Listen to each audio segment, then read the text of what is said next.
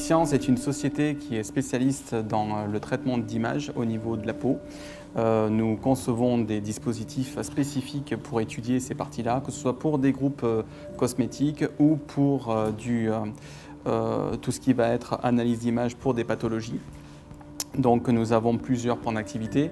Nous avons cette activité de développement d'outils et nous avons une activité de service, plus une activité de recherche pour garder notre innovation tout au long de notre vie et garder donc cet aspect compétitif.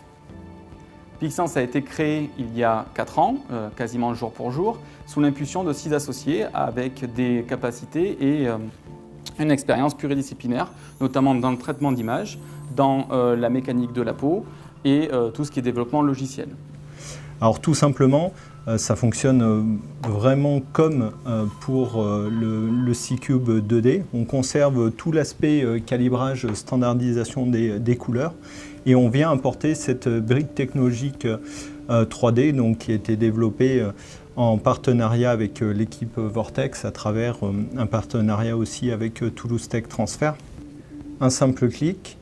On attend quelques secondes pour permettre l'acquisition. Le principe, c'est de faire tourner les lumières à l'intérieur du dermoscope et d'utiliser en fait les ombrages pour pouvoir reconstruire cette lésion en 3D.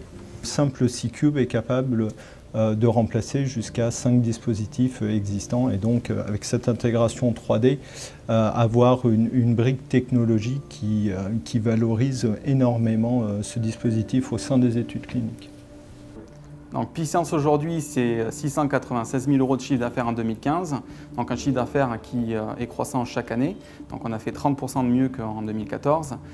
C'est une société qui cherche aujourd'hui à trouver le marché international. Pixience en long terme, c'est beaucoup d'idées, beaucoup de pistes et toujours plus innovantes que jamais.